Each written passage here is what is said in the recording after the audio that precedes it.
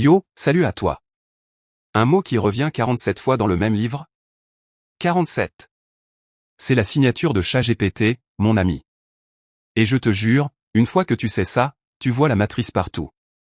Mais attends, avant de spoiler la réponse, comprends le truc. Un vrai auteur? Il varie. Il cherche ses mots. Il rature. Il maudit son clavier parce que le synonyme parfait lui échappe. ChatGPT? Non. ChatGPT, c'est l'inverse total. Il optimise. Il répète les mêmes structures. Les mêmes transitions. Les mêmes adjectifs. Et là où ça devient dingue. Tu peux l'attraper. Tu peux vraiment vérifier. Tu peux ouvrir un PDF et dire voilà, ce truc n'a pas été écrit par un humain. Hallucinant, quoi. Bon, d'abord le contexte vite fait. ChatGPT, c'est une révolution. Ok. Mais c'est aussi un outil qui répond à des patterns. Entraîné sur des billions de mots, il prédit le suivant avec une probabilité mathématique. Pas mal, mais limitée. Et cette limite, elle laisse des traces. Des signatures digitales invisibles aux yeux non entraînés, mais visibles à celui qui sait chercher. Le plus fou? C'est que c'est devenu un business. Des agences qui sortent des livres avec ChatGPT. Des influenceurs qui postent des articles générés. Des affilieurs qui remplissent des sites de contenu IA en 5 minutes. Et le lecteur? Il ne sait pas. Il croit que quelqu'un a pensé ça. Que quelqu'un l'a vécu. Que quelqu'un s'est assis et a écrit. Non. Donc voici comment tu détectes. Premier point, et c'est le cœur du truc, l'analyse de fréquence des mots. Tu prends le texte. Tu le mets dans un outil. Un simple outil gratuit en ligne fait le job. Et tu cherches les mots qui apparaissent trop. Pas les, le, et les, de, bien sûr. Mais les mots intéressants. Les connecteurs. Les adjectifs. Regarde un texte ChatGPT et tu vas voir des mots qui reviennent 20, 30, 40 fois dans un texte de 5000 mots. C'est anormal. Un humain varie son vocabulaire. Il a peur de la répétition. Il la sent. ChatGPT? Non. Il optimise pour la clarté. Pas pour la beauté. Et la clarté, elle répète. Deuxième point, les transitions sont trop lisses. Tu le remarques en lisant. Elles sont parfaites. Comme des roulements à billes. Pas de frottement. Pas de surprise. Pas de digression sincère. C'est presque hypnotisant quand tu le vois. Et là tu te dis, personne n'écrit aussi parfait. Pas la première fois. Pas d'une traite.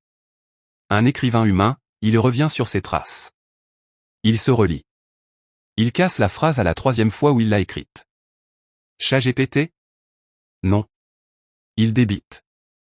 Il débite du contenu parfait. Pas d'erreur. Pas de typo. Pas de « bon attends je suis pas sûr comment dire ça » qui rend le texte vivant.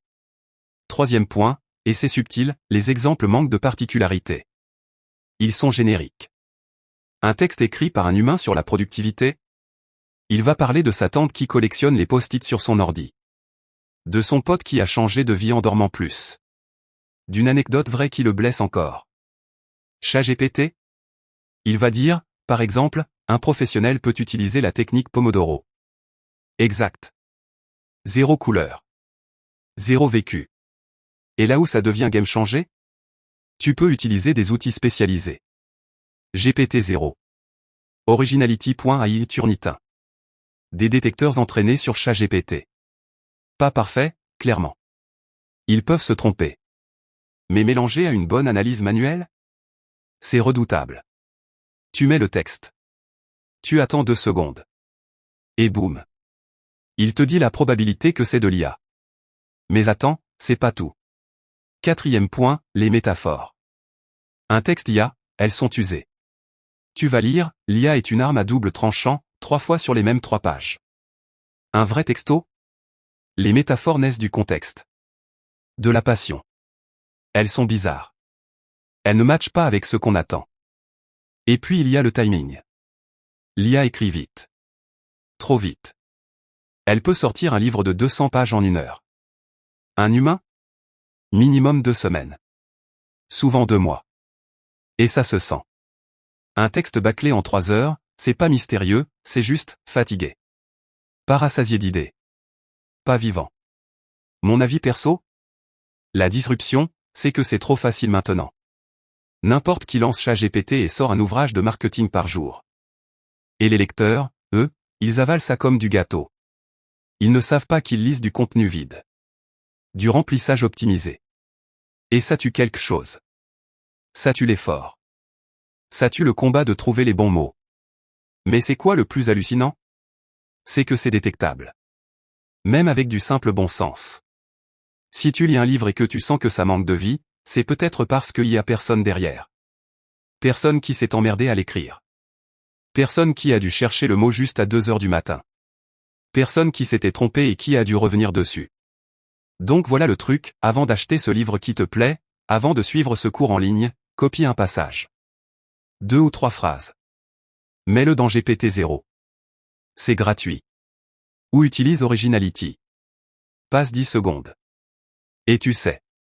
Pas de mystère. Pas de surprise. Tu sais juste. Et puis marre-toi du résultat. Parce que oui, c'est chelou. C'est dystopique. Mais c'est la réalité maintenant. Des e-books générés en masse. Des formations Piplédia. Des blogs remplis de textes qui ne disent rien mais qui optimisent Google.